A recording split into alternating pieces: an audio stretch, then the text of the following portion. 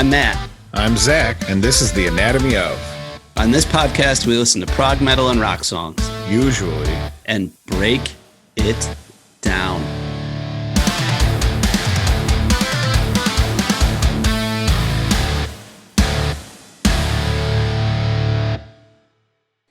Hey guys, Matt here, back with another episode of the Anatomy of podcast.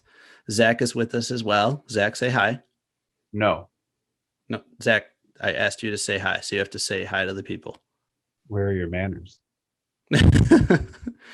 So Zach doesn't want to listen to what I say. That's fine. Hi guys, Zach here. Back in another episode of the Anatomy of. Nice. That was much better. See how good that was? Couple things I want to touch on before we get started. If you enjoy this podcast, I'm going to say it now and we'll say it at the end. Please click like, click subscribe, click whatever button it asks you to click on wherever you listen to our podcast. We're on YouTube. We're on any of your favorite podcasting platforms. Give us some love. Give us some interaction. We love all of it. We love the comments. We love the subscriptions. All those things are good. Follow us on Twitter and stuff and Instagram. Twitter, Instagram. Look at all our stupid pictures that we put up for each episode. Maybe if you listen, you'll know what the pictures mean. Bree likes to always ask what the picture means after I post an episode, Bree being my girlfriend. And I always have to go like, oh, maybe if you listen to the episode, you'll know what the picture means. So don't be that person. Mm-hmm. Listen to the episode. Bree. Listen. All right. So with all of that crap out of the way, this week I'm incredibly excited to do, because this week we're going to do a band that I've already brought up a few times on this podcast, and you guys wouldn't know this, but it's a band that we tried out in our demo edition of the podcast, but it didn't make it to the part of the demo that we released online. The band is Genesis. I watched a documentary. Cue the lasers. What did you say? Cue the lasers. And I watched a documentary about these guys maybe a week or 2 weeks ago, and maybe I've been insulated to their impact around the globe or people's fandom of this band. But the vibe I got was that they have very much like a Nickelback vibe. Like they're English, and from what I could tell, it's like the English version of Nickelback, or at least they were talking about how certain people were like not necessarily forthcoming to say that they were Genesis fans, which seems weird. But when you guys hear about the history of this band, if you don't know the history of this band, it's definitely one that's going to be a little bit divisive, because they have very clearly defined eras, and you would be hard pressed to find people that like both eras, because the music couldn't be much more different. So with that said, here's a little history. I'm a moderate fan. My father was a huge fan of Genesis, and only recently have I started to get into them the way that I probably could have or should have back in the day. So if I make any errors, don't hold me to it, but know that I am not an expert in any way, shape, or form. So we're not an expert with any of these bands. We're just fans. None. Right. So Genesis formed in the late 60s. They were a bunch of school kids at what I'm going to call like a boarding school. It's called Charterhouse School in Surrey, England. Some of the main members were right in this initial version of Genesis. They had Peter Gabriel, who is the initial singer. Never heard of him. Tony Banks, who plays keyboard and anything revolving that, piano, all that good stuff. And then Mike Rutherford, who's a little bit of like a utility player. He'll play bass. He plays 12-string guitar. He plays regular guitar, does it all. Those three guys are in the band right from the get-go. They're signed by like what I would akin to like a boy band manager early on. And he wants to be very controlling of the image of the band. He has them put out this album that sounds a lot like the Beatles, which I guess makes sense. In the late 60s, everybody wants to be the Beatles in England. They don't sound anything like what they're going to sound like in the 70s or even in the 80s when they completely changed their sound. They put out another album called Trespass. I believe, in 1970 with their initial guitar player, who's named Anthony Phillips. And then from that point forward, they start to get into what many people would say is like the sweet spot for Genesis. They pick up Steve Hackett, who is the lead guitar player. And then they pick up Phil Collins. Have you ever heard of that guy? Never heard of him. Never heard of him. To play drums for the band, not singer, to play drums. And I'm going to ask Zach to try to listen to the drumming on a couple of these two songs that I bring forward today, because he's renowned for his work with Genesis in these, I don't know, it's going to amount to probably like 7 or 8 years of being the main drum player for this band. And people just know him as the guy that like sang on Tarzan and all those Disney movies, or the guy that sang In the Air Tonight. The guy can play. Like, he initially just wanted to be a drummer. He played with a bunch of other like jazz fusion bands. He's good. He's really good. So after they form that like sweet spot lineup, they put out an album called Nursery Crime in 1971. That's hilarious. I love that. The name of the album? Yeah, that's awesome. What do you like most about the name Nursery Crime? I just like the play on words. Nursery crime. That's cool. I heard that there's a song on the album, and it might even be called Nursery Crime, that the whole theme of it was supposed to be like a demented nursery rhyme / like fable. And that's where they came up with the name of the album. The cover of the album kind of plays on that theme as well. See, it's cool because it came out in the 70s. I feel like if like a band like Seether came out with that in like 2008 or something, I would just roll my eyes at the name of that album. But in the 70s, it sounds cool. I'm with you. Yeah, I think we allow a lot more for that era because it's at different times, right? Yeah, yeah. Their next album is Foxtrot. A lot of people that are into progressive rock treat this album as like a holy grail. I've looked up lists of like people ranking Genesis albums. This one's usually like number 1 or 2. I'm going to be honest. I don't have Foxtrot on vinyl. I have like almost all the others on vinyl. I haven't been able to find that one. So while I've heard it and I think it's good, it hasn't hit that like brain memory yet for me. So I don't place it as high because I haven't heard the songs as many times to be able to gain that like appreciation for them. The next one they release is Selling England by the Pound. The first song that we're going to listen to is from Selling England by the Pound. I can't say enough good things about this record. The songs are all over the place. I'm just going to say this right now. The lyrics are wacky as hell. Zach loves wacky.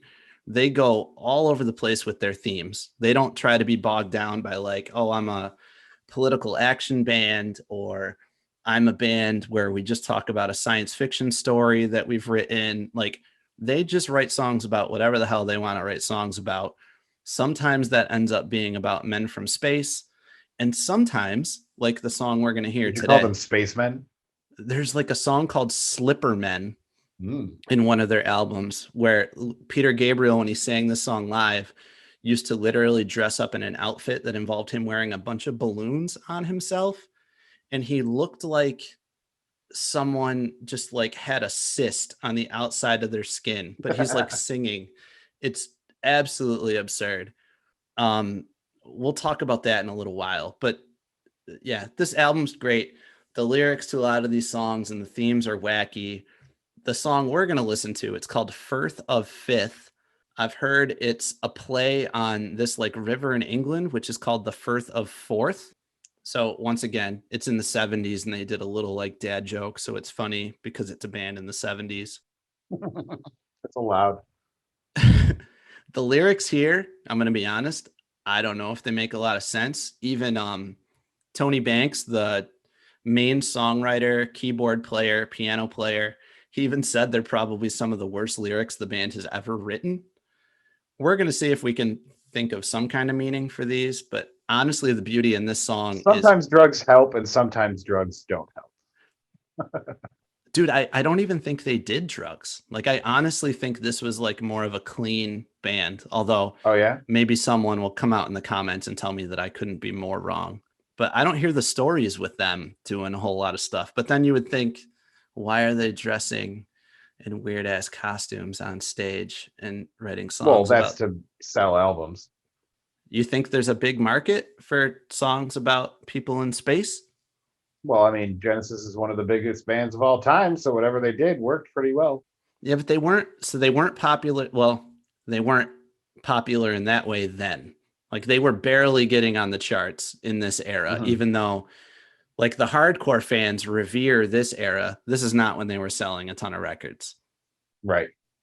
Either way, I think this song's great. We'll look at the lyrics. We'll see if Zach and I can figure out any kind of meaning, and we're just gonna vibe with the song. So unless Zach has anything to say, because I've spent 25 minutes talking, we will get started listening to the song. I'm ready to go.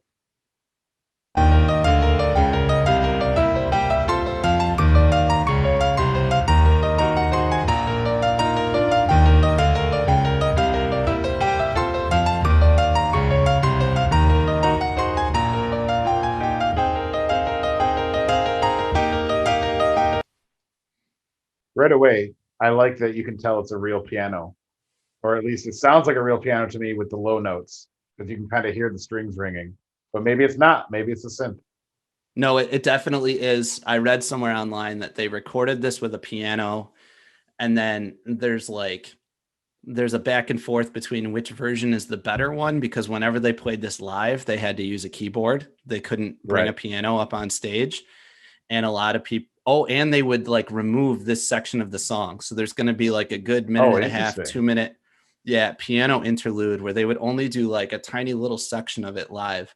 I think on the version that we're going to hear, it brings a really cool ambiance to the entire song, because while you can take it out, I think it's so much better with it in. But to answer your question, yes, it definitely is a piano. So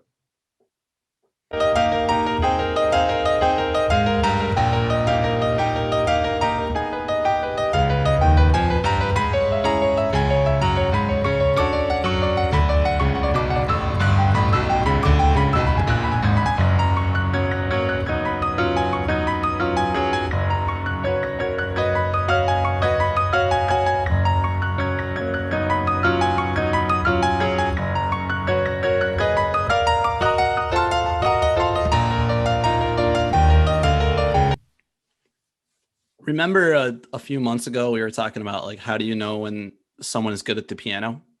yeah. I talked about this with Brie because she plays a little bit, and she said the way that you really know, at least when a section is hard, when you can tell they're playing one thing with their left hand and one thing with their right hand, and it's hard enough to play chords with one hand and then like stringing notes together with one hand. Hmm. And she said the highest level of difficulty would be playing like a rhythm, like a run of notes with your left hand, and then a completely different run of notes with your right. From what I can hear, Tony goes back and forth between playing chords with his left, I think, and a run of notes on his right. But then there's also sections where it sounds like he's doing a run of notes with both hands, and it just sounds really Mhm. cool. Yeah, I agree. So far, anyway.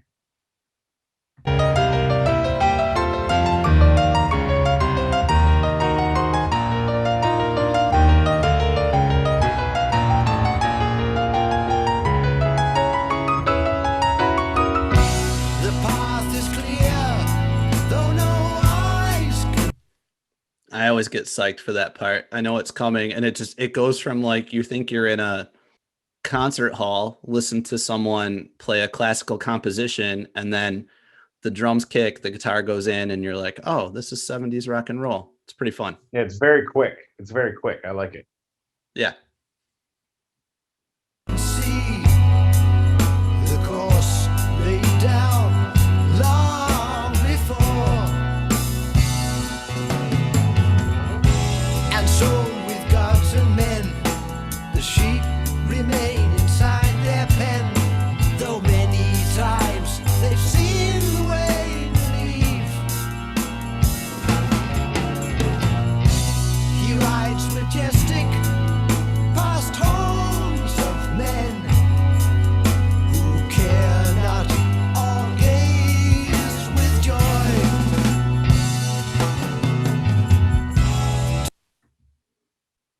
right, so I just want to do a recap of the lyrics so far because I really want to see if I can pull a meaning from this because I just think it's funny. This is such a good song, but you can't find nearly anyone that's like, oh yeah, these lyrics are great. It says the path is clear, though no eyes can see, the course laid down long before. And so with gods and men, the sheep remain inside their pen, though many times they've seen the way to leave. He rides majestic past homes of men who care not or gaze with joy. So I guess I can find little themes in like some of the lines, but I can't tie anything together. And I have no idea who this he person is. What do you think? So I like Vikings and stuff. And to me, Okay. as soon as it said he rides majestic, I went back and looked at all the rest of the lyrics. And it seems like maybe this is just some sort of like wanderer, maybe just like aimlessly on his own, just going around the place. He could just be a traveler, just, you know what I mean? He hasn't settled down. Maybe he's been exiled from something and he's just noting his observations along the way. The path is clear, though no eyes can see. The course laid down long before, like he's on a trail, you know. He's going through maybe a village and notices the sheep inside their pen. Like that could be literal and, you know, metaphorical with the and so with gods and men, the sheep remain inside their pen. I don't really have any context for what the metaphor would be. Yeah. But to me, if you look at it literally, it could just be a sort of guy that's just traveling around all over the place. And you think he like goes by a village and notices that like there's a group of people that definitely have just fallen into their place and really would never imagine doing maybe what he's doing and wandering and just okay. Yeah. No, that makes sense. But that's more literal. But look, you're saying that the guy that wrote them even said that like, I don't know what the hell I was doing. Like, so maybe there might just not be. All right, but then okay, so I wanted to ask you this question, so I'm just going to ask you this now. I find this weird because from what I understand from this band, Gabriel came up with most of the lyrics, as you would expect for the lead lyricist of a band. Although it seems like they did like a group lyric exchange. Mm-hmm. What do you think about that? Is that something that's terribly common from what you understand? Like it from knowing the history of this band, and Peter Gabriel ends up leaving because of like creative differences and the strife between everybody in it. Does it seem weird to you that like someone making the piano arrangement and is like the principal songwriter is trifling in the lyrics from the person that's going to sing them? What do you think? I think based on interviews I've read of multiple bands, the only common thing about the way bands write music is that there is no commonality and everybody just kind of does what works for them. Okay. Like I believe anyway in like Slayer, I think Kerry King like wrote all the songs, like all the parts for the songs. I'm not sure if he did the lyrics too or not, but then there's bands that just like jam and see what works, and then they're like, oh yeah, I like that riff, I'm gonna write that down. They're like, yeah, I was doing a fill with that, and that kind of works, so like let's put that in a song, let's save that for later. And they kind of just piecemeal it together. But specifically the lyrics, like, do you think it's weird to have someone that's not singing the lyrics writing some of the lyrics or even critiquing? Not at all. Okay. Not at all. I don't think that's weird. Okay. Well, then we will move on. The sea reflected there, the trees, the sky, the lily fair. The scene of death is lying just below. The mountain cuts off the town from view, like a cancer growth is removed by skill. So that's a cool line. Mm-hmm. I agree. The mountain cuts off the town from view like a cancer growth is removed by skill. So the person writing this lyrics would have you think that this wanderer, as we're going to say, saw this town and saw things that he probably shouldn't see. He's seeing people being complacent. He's seeing people not thinking about more of a meaning to their life. They're just living each day. And as this guy gets away from the town, they liken it to removing a cancer. That's crazy. That's pretty cool. I have a new theory. Okay, what's your new theory? Now that I just used your wanderer theory, so Well, I know, but the more the lyrics came out, then I got thinking even more. So the lyric before the bridge there, the scene of death is lying just below. The mountain cuts off the town from view like a cancer growth is removed by skill. So in my head now, maybe this is just a village, right, that lives on a mountainside. And this is some sort of, not pagan specifically, but like some sort of religion or sacrificial type society, and the sacrifices happen out of view of the town. And maybe this guy is like cleanup, or maybe he is like an executioner, right? So like the path is clear, though no eyes can see, the course laid down long before. The course laid down long before means there's this trail leading out of the city, out of the village, it goes winding through the mountains to this special site, sacrificial site. Maybe he's going to, sacrifice something or someone to their god or whatever. And he's like the guy, right? And so like the mountain, it cuts the view off from the town. So like the children aren't like scarred by what's going on by maybe like the elder. I'm just inventing this all in my head as I see this. dude, right? this is But, like, fantastic.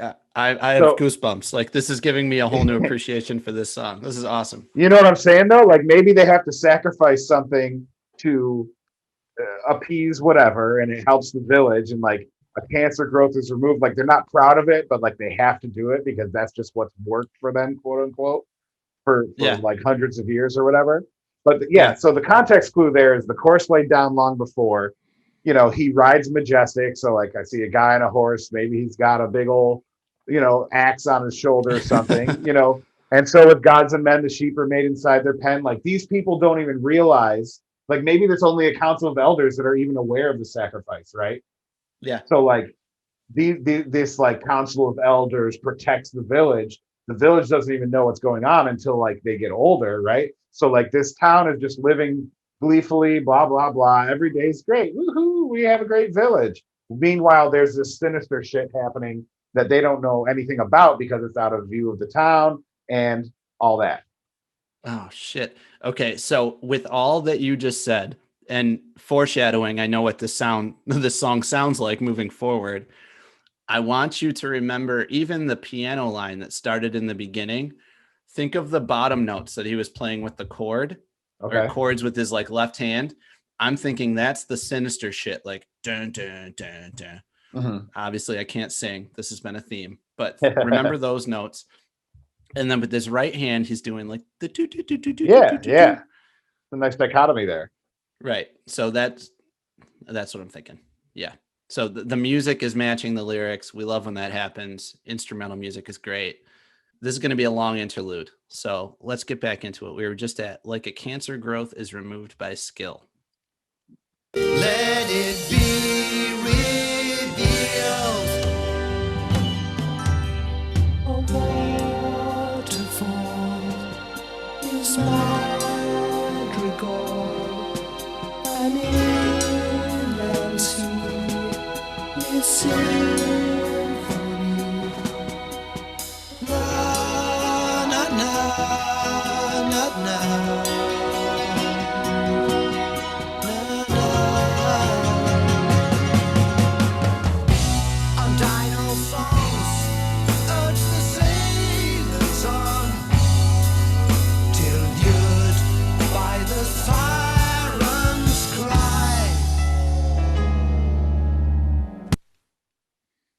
So let's pause it before the instrumental interlude. Let's see. I don't know what madrigal means. You want to look it up? I don't know what undinal means. We're going to look them up. Final Just hold on. songs. But I do urge the sailors on till lured by the siren's cry. I mean, that's mythology 101, right? Yeah. So madrigal. The sirens at the rocky shore. Let me do madrigal. So madrigal is a part song for several voices, especially one of the Renaissance period, typically arranged in elaborate counterpoint without instrumental accompaniment. What was the lyric? A waterfall, his madrigal. So like it's like a sweet song to him, maybe Maybe.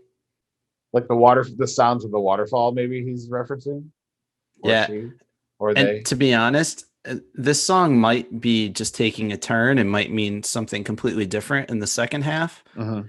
because they're going to bring up Neptune in a little bit, and he's the god of the sea. Like, Right. so it seemed like we were talking about land, and now we just took a quick right turn, and now we're in the water. Well, this could be also part of the trail. Goes by water, and like he was talking about going past the mountain, and now he's at the ocean front as he's on his horse riding towards the sacrificial site or whatever. True. It could True, all true, fit. true. We It make could. it fit. Yeah. Well, now that we have our theory, like we're going to fit everything to make that happen. We're gonna get to the fourth verse, and then we're gonna be like, "Wait a minute, no, all that's bullshit. We got a new theory."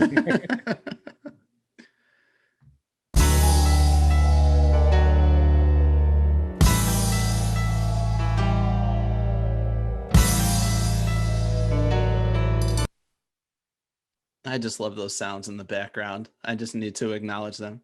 I love the punch. I love the punch of the drum. Yeah. The way it just like it like punches you in the face, and then it's just like a little bit of cymbals and some like you know what I mean? I like it. I was praising him before. He's never gonna like wow you in any of these songs because that's not how Genesis structures their songs. Like there's never gonna be a drum solo that slaps you in the face, but like he is just so good for this band, and he'll show his skill in tiny little spots like that, or he'll do a little triplet somewhere, or in the next song, Dance on a Volcano, he'll use the cymbal. Spoiler alert. Yeah, it's just, I don't know. He's so good. So sorry. Moving forward.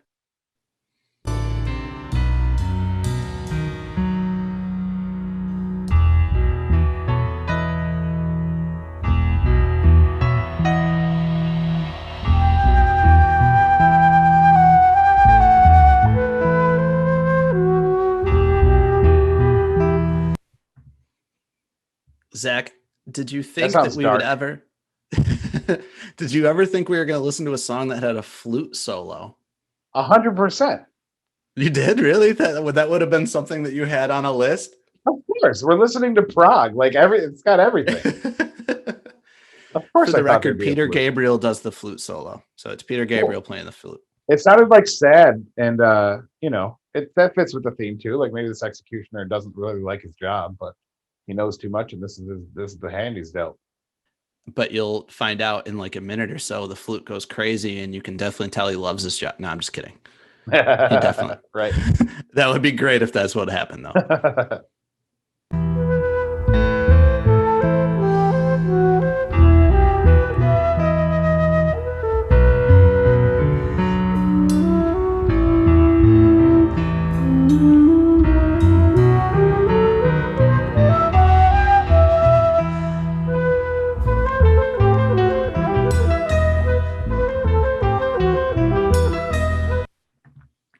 I'm going to throw this out there as well. Something for the listeners and you to think about as you listen to these songs. There are going to be stretches that are played in, if you can read sheet music, that are played in variations of 4 time, like 2/4 or 3/4 or 4/4, where you would just be able to like count out the amount of beats in a measure, like 1 2 1 2 or 1 2 3 1 2 3. The beauty of Genesis is that they write songs the way you were describing before. They write songs because they kind of just play shit together, or at least that's what I've heard from them. And what works, and then they figure out how to put it on sheet music later. And to do that, they had to do some wacky ass shit with the time signatures. And the way that you know that time signatures changed is if you can still count something the way that you've been counting and then you can't anymore. We just went to a new time signature, and some of them are just nuts. Like most music that you're going to hear is in variations of 4. You're either counting 2 beats in a measure, 3 or 4, or even in some weird songs, maybe like 6/4. Genesis has measures in this song that are like 11/16, 15/16, 7/8. it's absurd. And Dance on a Volcano is the same way. And I say that because even in this flute solo, if you try to count it, you're going to notice at various spots you have to like recount. And it's just very interesting. Not many bands do it the way that they mess with time signatures.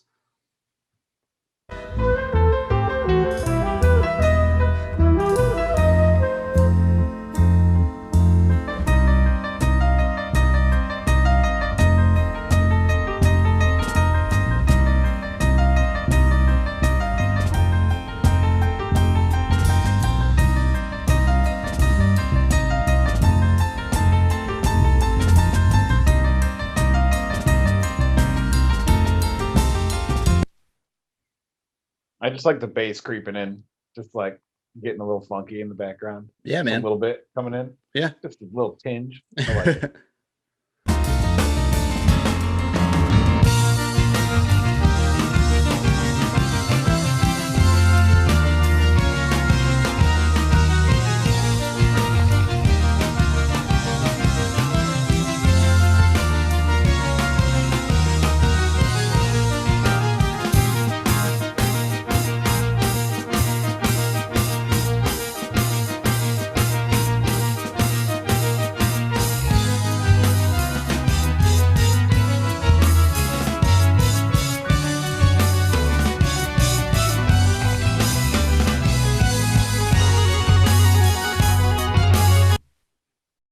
I don't want to say too much, but when I listen to this song, this is the part that like truly starts to, I don't know, envelop me. Like everything just starts to build to a crescendo. Everyone is just mixing so incredibly well in this song. And it kind of grabs you. And then at this point, you really don't have much to do other than to just like be in the moment with the song.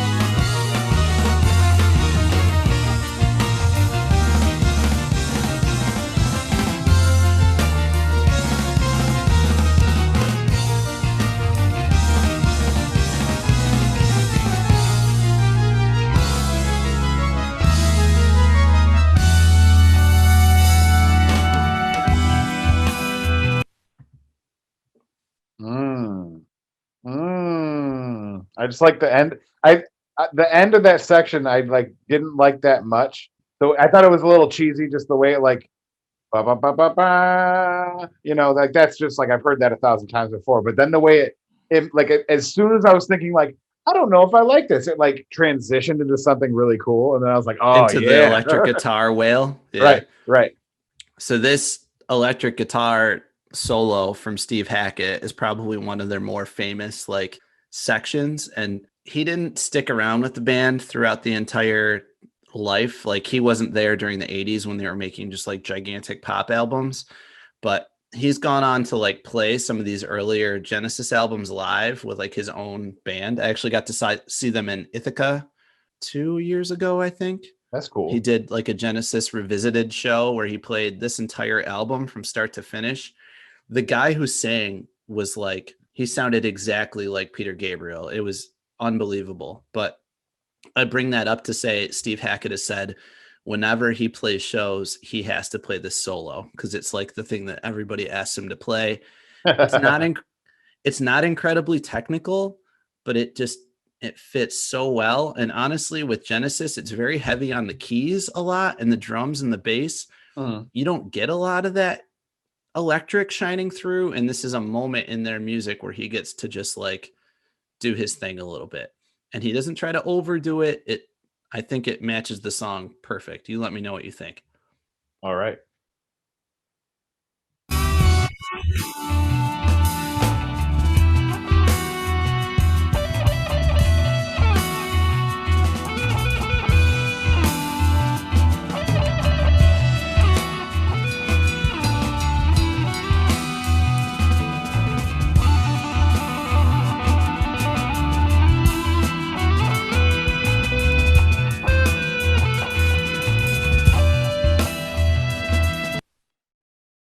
You hear the drums going on in the background?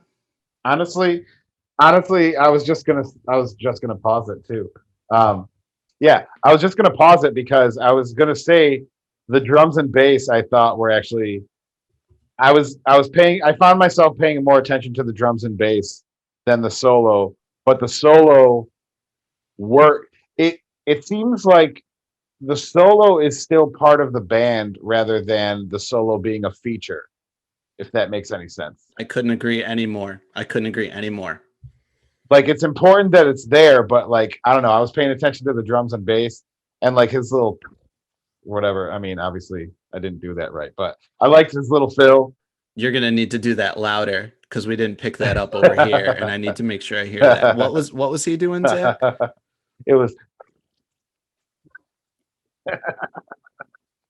Don't hear shit. So we're gonna cut that out of the final. But that was fun. oh, you really couldn't hear it. No, I actually can't hear what you're doing. I thought you were joking because it doesn't matter. I didn't do it right anyway, so that's because I had the sound block on to like make sure my dog whining at the door doesn't come through. But fair enough. I just like I was distracted more by the drums and bass than the guitar solo, but the guitar is nice, but it's definitely not like a wailing feature like we're used to traditionally. And I kind of dig that it's different. It's different in that way, and it's kind of cool just because I haven't heard many solos that do that. That just drag on the note and don't try to go like we have applauded people for being more restrained, but people that we've said that about were like Tosin Abasi of Animals as Leaders. And if you try to compare that solo to this one, like calling him restrained would be ridiculous. All about the time and the vibe of the song though too. So, and these guys, when you read interviews from them, they would say that they tried to always do things in the service of the song. Everything was about the song, the instruments that they used, the way the instruments were played. So what you said would back up their intentions. I believe that guitar solo is there to further the song, not to further the musician. Gotcha. I gotcha.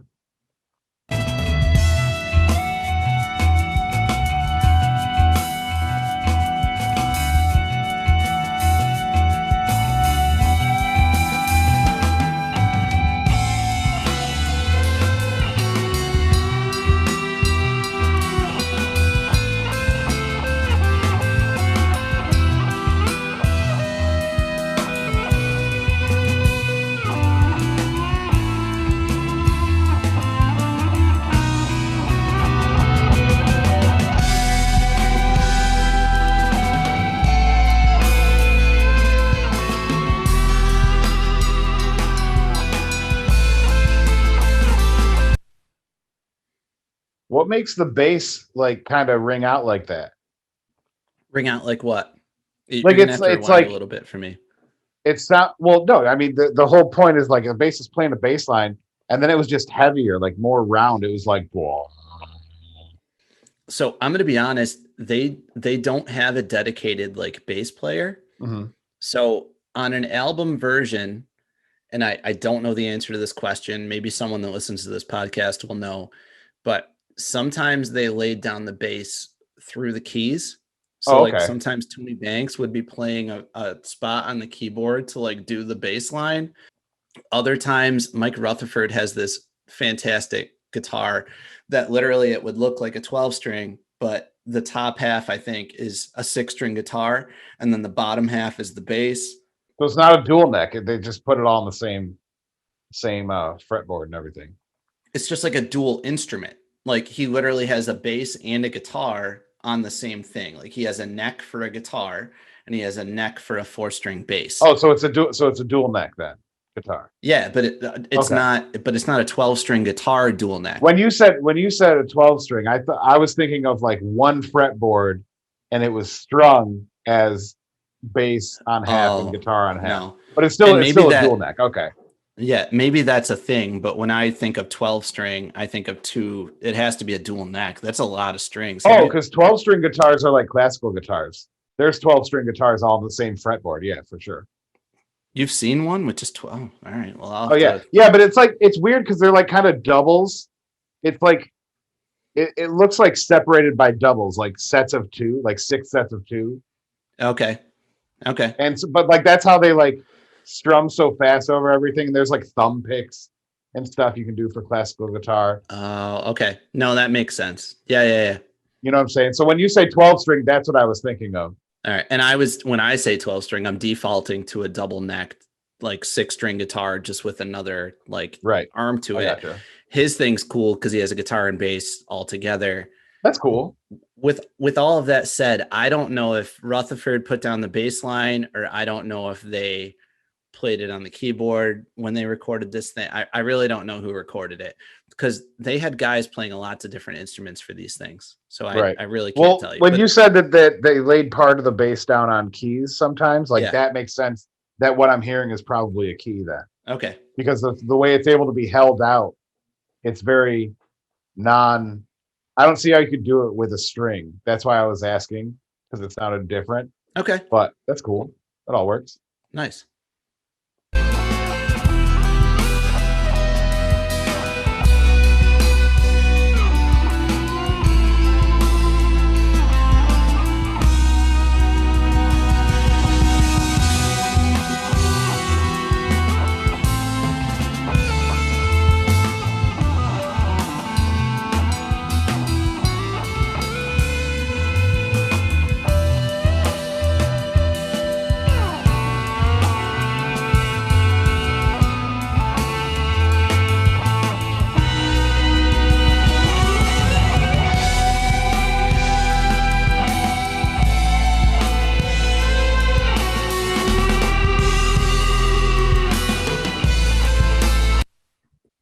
So we've been on instruments. So we've been on instruments for a while.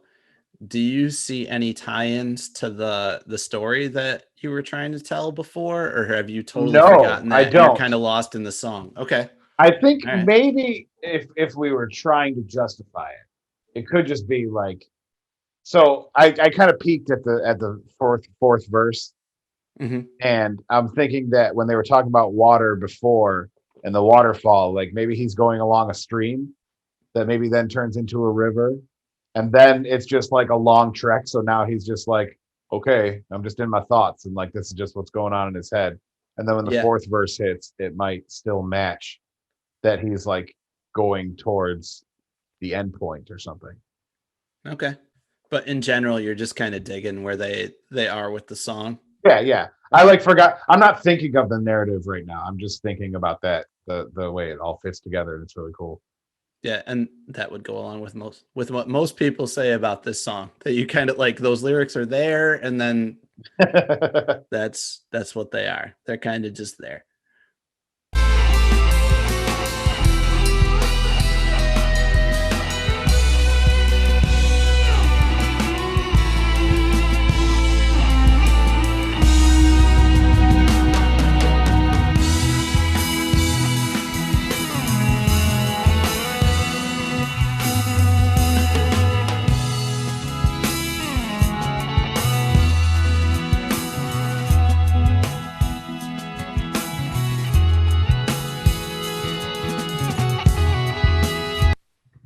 Oh God, did you hear that little drum beat that he just did? It was so sick. Play it again, Matt. Play it again. I want to. All right, I'm gonna. So do it. We're at 8:20. We'll do another 20 seconds. Just the technicality on his little drum section here is just out of this world. Just listen to the drums for 20 seconds.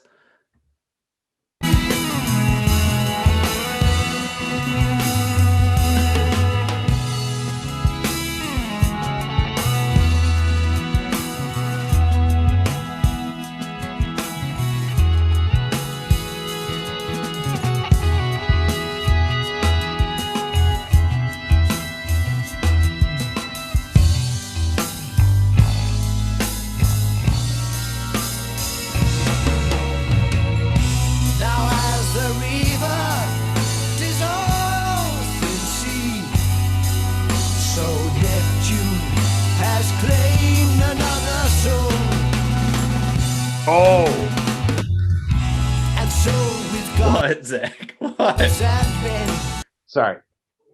Okay, I got it. The instrument The instrumental part is them conducting the ritual. What? And now, as the river dissolves into the sea, so Neptune has claimed another soul. This is where they dump the body. No fucking way. And that was there the whole time. And I didn't even think of that. Yeah. Yeah. So the whole instrumental interlude is the whole ceremony of the performing the sacrifice. And then they dump the body out to sea to please Neptune. Oh, shit. And then the next lyrics are about the gods and men, and the sheep remain inside the pen. He's just reflecting, like, man, those guys back in the village have no idea what we do to protect them. Well done. Well done, my sir. That's good. I cracked the code by making it up on the fly. It's all bullshit, but it means something. God damn it. No, that's sweet. That's good. That's really good. Yeah, like I said before when you were going off on your rant, like I love this song just to like put it on and just like feel it, like I said, in multiple sections of this. But now thinking of that story, like that just gives it a whole new layer. That's awesome. Yeah. Whole new dimension. The sheep remain inside their pen until the shepherd leads his flock away. The sands of time were eroded by the river of constant change.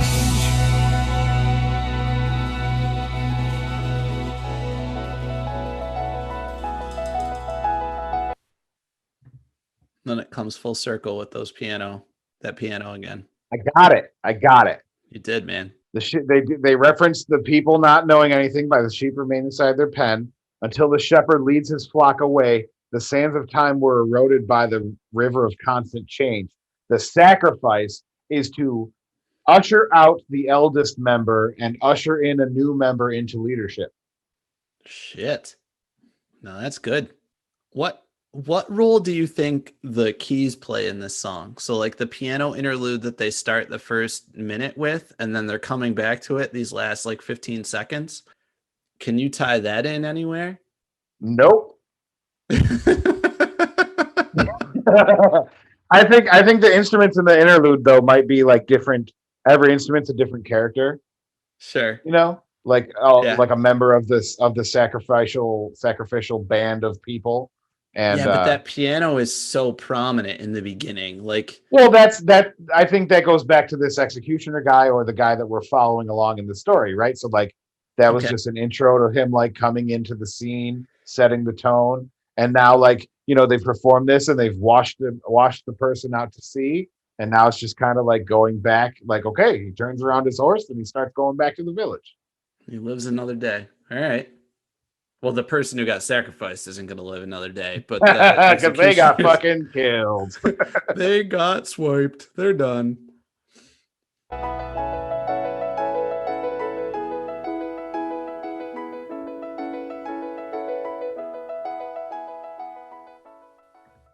Well, that was a fun effect because I'm listening in headphones and it literally moved from left to right, back to left, back to right, that last little section. So that might have been like a remastering effect or something, but that was really fun. Maybe that's the waves lapping on the shore to take the body out. Maybe that's what the piano is at the end. Dude, it could have been. Like these guys, like, yeah, they're thinking of stuff that I wouldn't even like bother to think of if I'm writing songs. Like, and it's just fun. And when they say that like a song can mean anything to anybody, I'm not gonna lie. You brought up Seether before. Like, listen to a Seether song, you know exactly what the fuck they're talking about. Like, like not many songs are that complicated. Like, they're a love song about somebody, or they're mad because they used to be addicted to cocaine or something. And I don't need everything to be fantastical like this, but they're being purposely ambiguous, but like in an intelligent way. Like, right. They're writing it in a way where you can discover. Right. It's just so complex and deep, and yeah. And if they have better lyrics, I think they have just more fun lyrics, but like, I don't know. The whole vibe is so good. And I when people say you can take anything from any song, I say nay. if you're taking anything from every song, you, my friend, are a dummy dum dum, because many of those songs were not written for you. And if you have personal meaning to them, that's fine. But like also, yeah, I don't know. I You don't can't know. take anything out of any song. Like this isn't No, a song about breaking up with your girlfriend over MySpace. right. Although, if we had an episode where we just intentionally tried to fit random ass meanings, I can't talk, meanings to these lyrics, that would be just like, imagine if we tried to pair that meaning to these lyrics. Like, where would we even go? Where's the MySpace? Where's the girlfriend? Well, to be clear, when it's us, we were probably getting broken up with by MySpace and not the other way around. But that is so I true. see what you're That saying. is so It'd be true. fun. It'd be fun to just do a complete bullshit episode where we try to force whatever we want it to be about onto something completely unrelated. Like, I give you the lyrics and then I tell you what you have to make the lyrics mean. So I Yeah. tell you that this is about a paper boy who rides around on his skateboard listening to only Christina Aguilera songs. See, already though, I can make that work because it talks about a guy riding around. Like, I could totally do all of that. Okay. You got to make it about like an ice cream truck that's flying in the core of the earth, but not melting or something. I don't know. I got nothing. I tried to be random, but it just sounded stupid. So that was a lot of fun. So An ice cream truck in the core of the earth needs to be a movie instantly right now. How do you know it's not? How do you know the lead actor isn't Pee Wee Herman? Like, how do you know? You don't know. Movie where an ice cream truck is in the core of the earth. What do we get? What do we get? Let's see. Maximum Overdrive is a 1986 American comedy horror film. Hold on. Dude, Hold does on. it say it? Hold on. It can't be, Zach, right? Like, there's my no brain's way. gonna explode. The film stars Emilio Estevez, Pat Hingle, Oh my god. written and directed by Stephen King. No, I don't. Hold on. It's loosely based on King's short story Trucks. Give me the plot here. As the Earth crosses the tail of a comet, previously inanimate machines suddenly spring to life. An ATM insults a customer, and a bascule bridge rises during heavy traffic. Blah, blah, blah. Newly age-wed couple. Meanwhile, Connie. I'm just going to type in find and look for core. It's all about the score. So I don't think this movie is what we're saying at all. But it sound like when you But started it gave to us a say glimmer of hope. lead actor is Emilio Estevez, written by Stephen King, talking about inanimate machines rising up. Oh my god. Yeah. I mean, maybe I'll just watch that because it sounds ridiculous. Yeah, it sounds like a good time. Crack a beer to that one. Yeah. All right. So before we hit song number 2, anything you want to get off your chest? What did you think? The floor is yours. My issue with Genesis is that I am spoiled by modern music, and I respect Genesis, but I don't really care for them because I want more. Like, I want more out of that song, but it's also What more a do test. you want? I just want more. And that wasn't meant to be a critical, like confrontational. Yeah. question. No. That I was get you. literally I a get you. genuine question. I can't describe it. I don't know if it's just generally like a recording situation where I just want the songs to sound more full. Mm-hmm. It might just be a sign of the times. I think that like maybe they could just do more with it. Like, I feel like it's a good skeleton, but I want more out of the song. But again, that's not what the time period had. That's not like, you know what I mean? So if Genesis wrote this song today, it'd probably be a lot different. I'm not talking about the pop stuff. I'm saying like if a band wrote this song today, I feel like there would be a little bit more technicality in the interlude, and maybe the lyrics would be a little bit more a little bit better.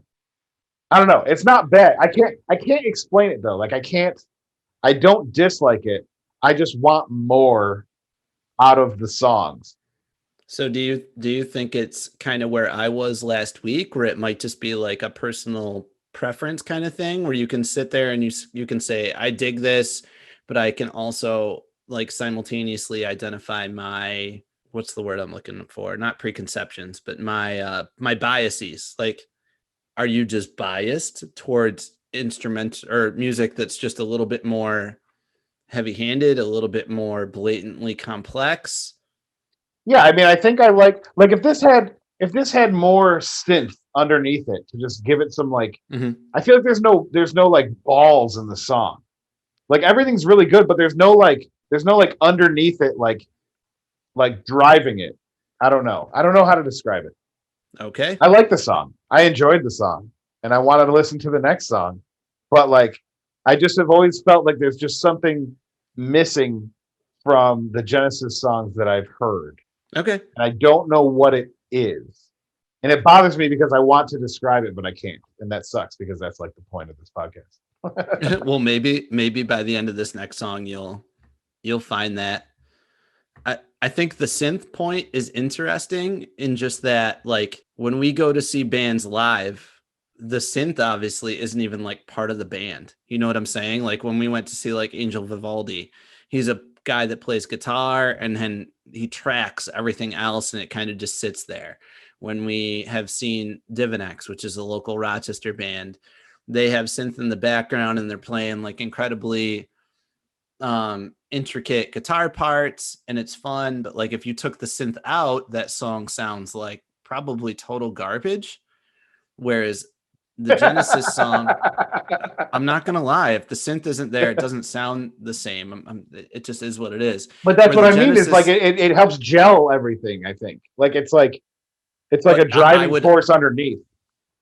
and your point is valid. I'm just gonna argue the Genesis song is good without the synth. Like it doesn't need it's gelled already. Mhm. And I think we're just so used to hearing like that undercurrent of like electric bass and like a whole bunch of stuff, kind of almost like getting your like adrenaline going when you listen to a song like that. Mhm. That definitely wasn't something that you're going to hear in the early 70s, no matter what Right. artist you were listening to. So I'm not saying you're wrong. I'm just, I would, the counterpoint would be an artist like Divinex. If you guys haven't heard them, listen to them. Try to imagine listening to one of their songs without the synth. I don't even think it's appetizing. With the Mhm. synth, it's great. So then what are you left with? Like the synth wasn't something that they performed. It was something that they wrote into a computer. They're performing the guitar and everything. So are we listening for the guitar? It's I don't know. It's interesting to think about. You're listening for the whole experience. But yeah, that's just something I think. Like I said, the first part I said was that I think I'm just spoiled by modern music and the capabilities of what's available. Whereas in the 70s, like it was just like hook a mic up to this and let's fucking go. Like, Right. that's it, Yeah. you know. Yeah. So to bring us to this next album, we were just at Selling England by the Pound by Genesis. They still have their lead singer, Peter Gabriel. He's dressing up in costumes. They're doing some weird shit. They're starting to get a following in England. As I was telling Zach, they are, I think at this time, if not top 30 or 40, they're at least in the top 100 records in definitely continental Europe and then probably England. They start to get a little bit more of a following, and then they put out this album in 1974 called I'm blanking. The Lamb Lies Down in Broadway.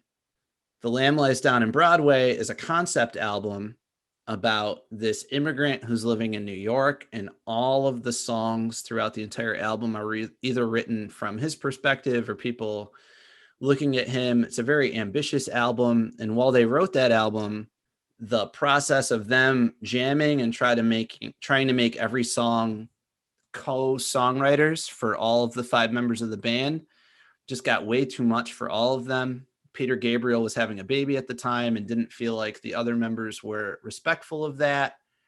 They did a tour in the United States, probably their most ambitious tour to that point. They started to track on the US Billboard Top 200.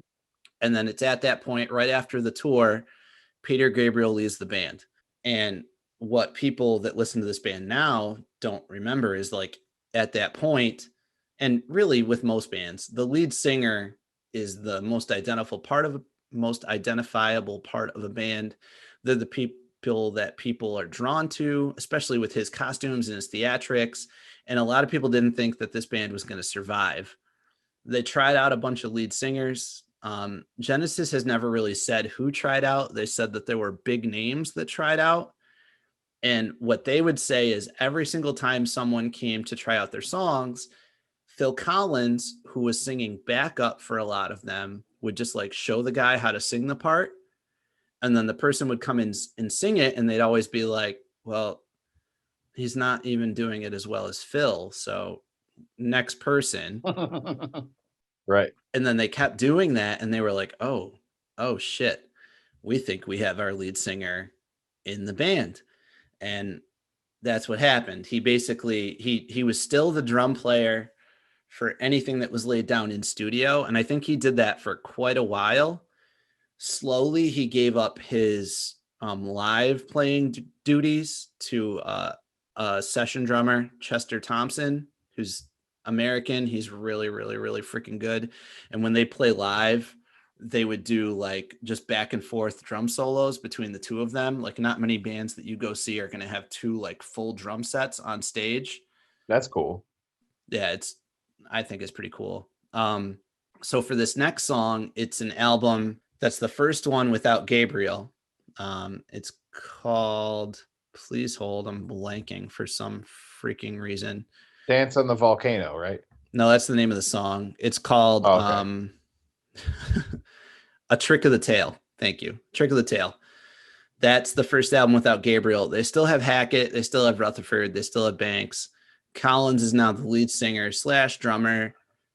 And this is where their sound starts to change ever so slightly into a less progressive, less artsy vibe. But none of the progressive elements are gone, at least in this song. This is probably my most favorite Genesis song, and it might be exclusively for the weird drum part in the beginning and the time signature changes that they do very early on in this song. You guys wouldn't know this, but I sent this song to Zach a few months ago to listen to because he's a big fan of the band called Between the Buried and Me. And I thought the beginning of this Genesis song sounds a lot like one of theirs. It's keeping you on your toes at every possible spot. So unless Zach has anything to say, we are going to listen to the beginning of this song. Let's roll.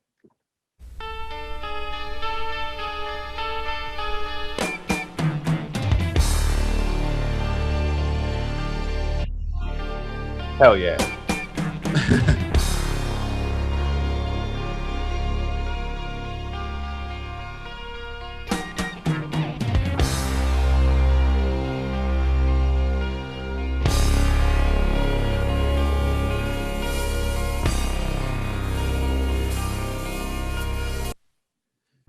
You guys can try out that trick for time signatures right now. There's no way that you're keeping a consistent like count of the time. Like it's going to change every couple bars on this song, especially in the beginning.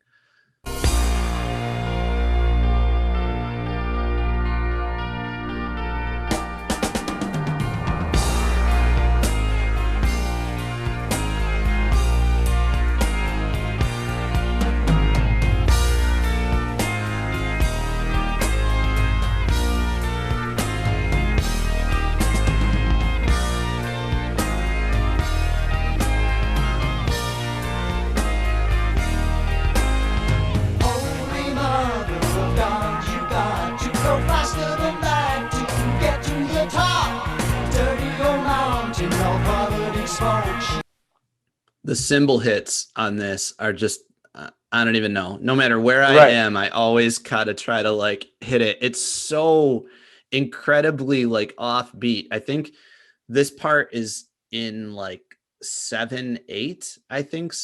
Yeah, 7/8, and like every time it hits it, it's 1 2 3 4 5 6 7 1 2 3 4 5 6 7, and he's hitting the cymbal, but it's like It's like the so 6.5 perfect. or something. It's like, Yeah. yeah. Oh, it's so good. It's very weird the way it lines up with the lyrics, but it sounds really cool. Yeah. Turn you to stone, so you better start doing it right. Better start doing it right.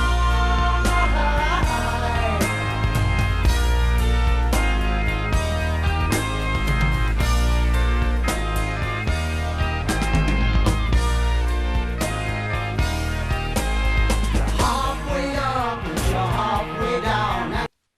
I like the way the bass, like, it's like a throbbing kind of, Yeah. but like a slow throb. It's like wow, Yeah. wow, and that's really cool with the riff. The melody it's like catchy without being lame, and that's awesome. And to be honest, I think this is another one where they tried to do the bass with the keys, because there's like a 12 string harmony that's happening around the same time, and I think it's Tony Banks playing the bass with his keys, and that gives it that throbbing quality, the in and out. The pack on your back is turning you around. Throw it away, you won't need it up there. And remember, you don't look back. Whatever you do, better start doing it right.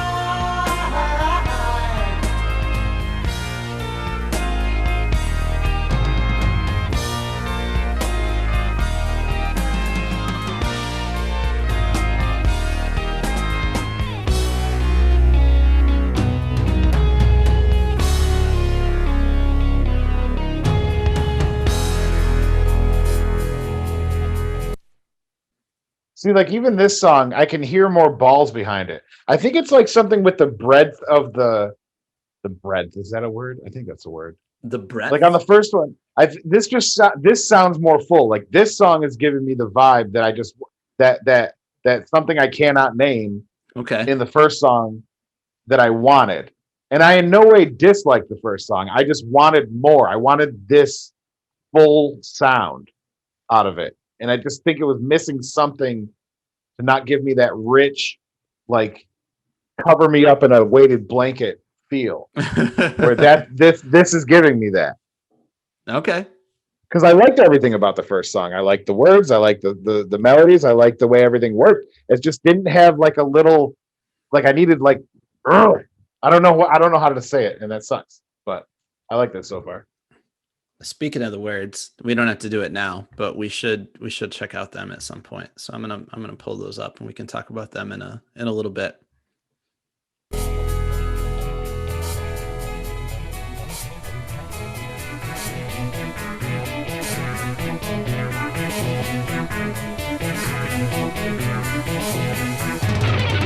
On your left and on your right, crosses are green, the crosses are blue. Your first didn't make it through. Out of the night and out of the dark, into the fire and into the fight, where that's where the heroes go.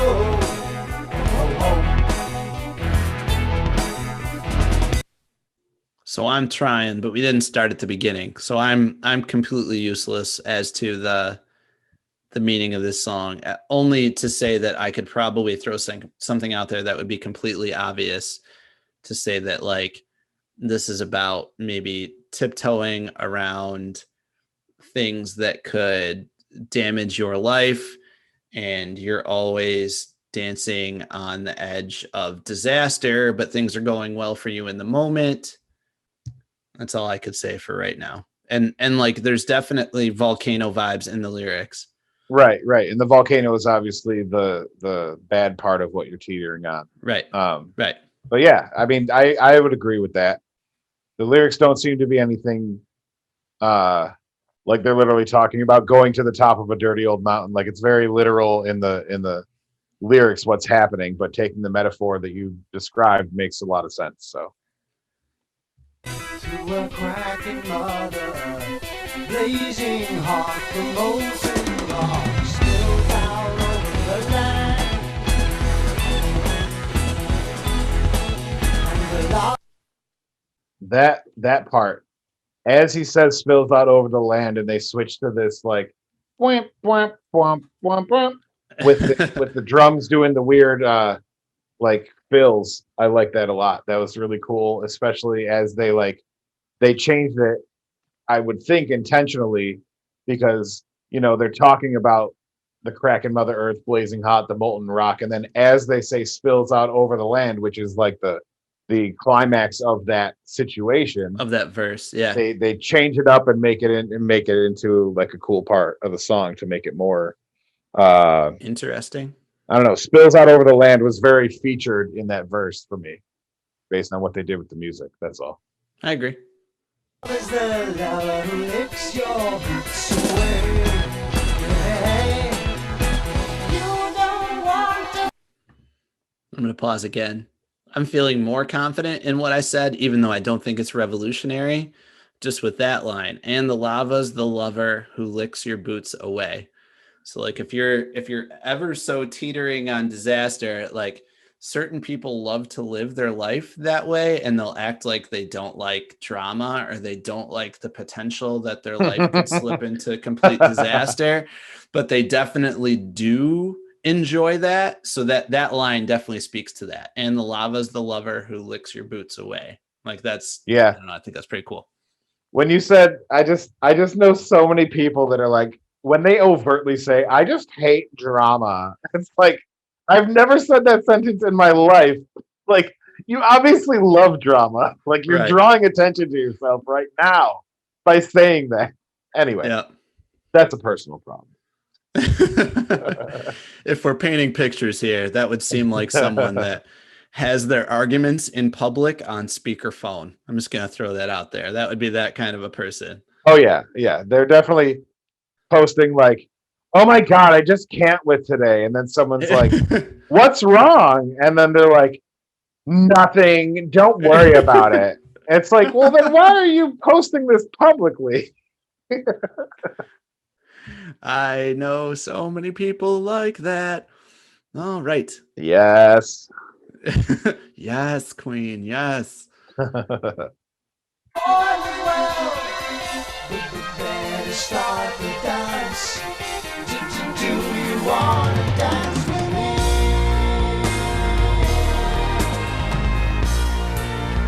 You better start.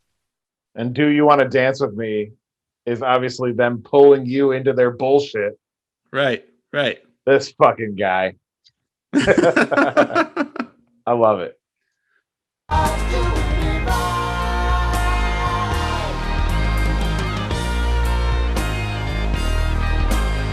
Music's playing and that's alright. It's your left foot first that grew into the light. The edge of this hill is the edge of the world. And if you're gonna cross, better start doing it right. Better start doing it right.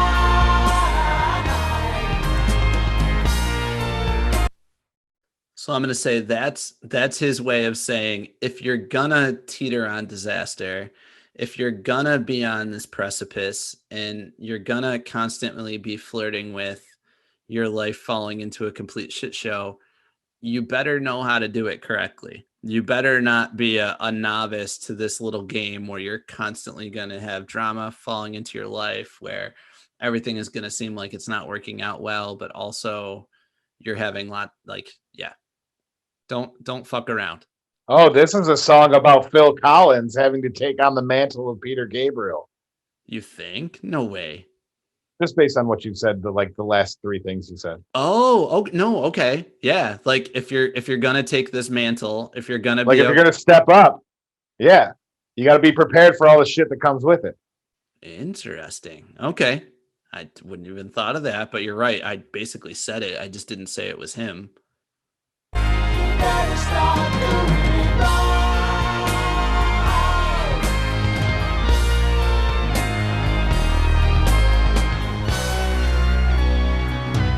Let the drums begin. And that's just dumb, but that's fantastic. Let the dance begin. Yes, like completely unnecessary, but fantastic.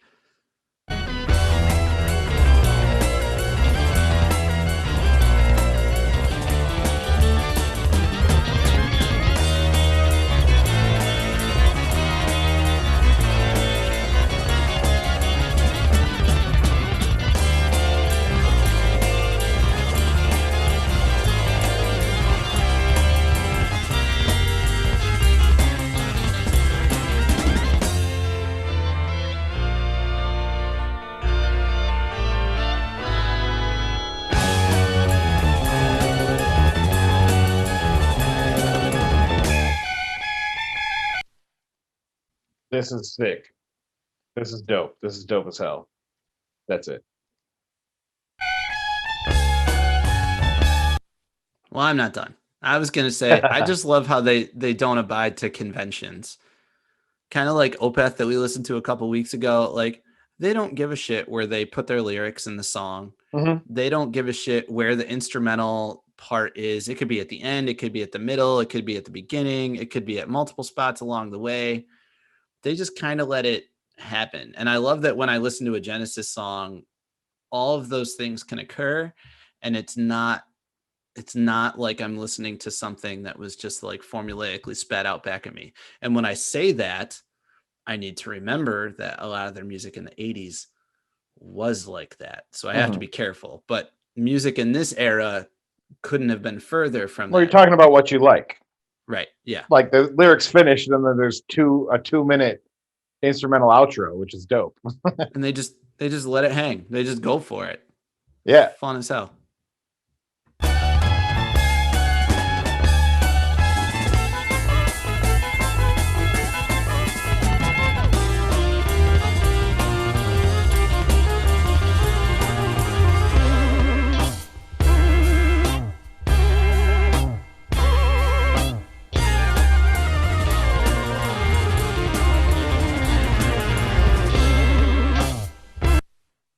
I've always imagined this part like them being in the studio and just being like, what are the wackiest fucking sounds that we can make? Yeah. Because that's what it sounds like. It just sounds like it definitely sounds like the 70s. That's all the only way I can describe it. It's like Mr. Rogers, you're going into like that, whatever, I forgot what it was called. Oh yeah. Like his make believe, the land of make believe, where like the train rides through, or like Sesame Street, right? The Sesame Street where they're doing like the pinball going down the thing and just like following the track. Like it just sounds like wacky ass 70s shit. Love it.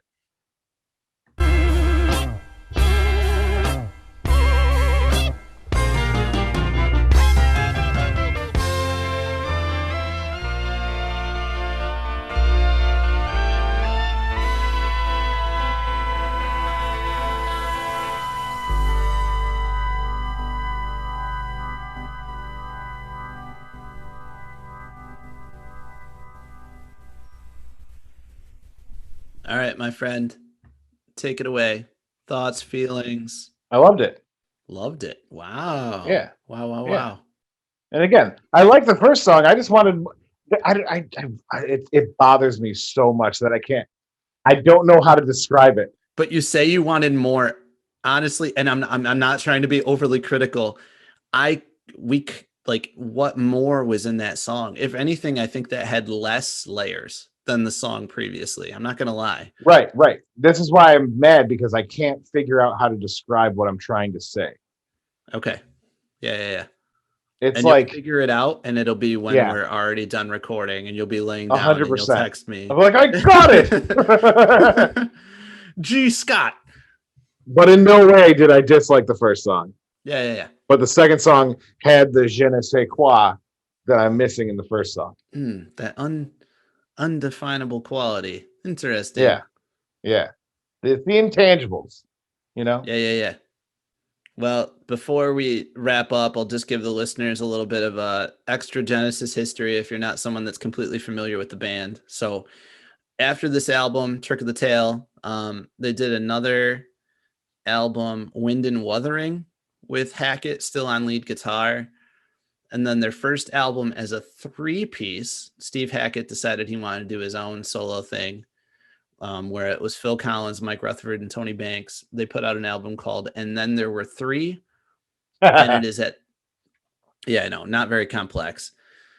It was at that point they started to turn into more of a poppy sound. But I'm not going to lie, and I could just become a Genesis homer at this point, but I have to play a lot of the more 80s songs for Brie because she likes them a lot better. And I'm not going to say she has a simplistic musical taste, but to be completely honest, they're just a lot more digestible, the songs that they did in the 80s and the era after. And then there were three.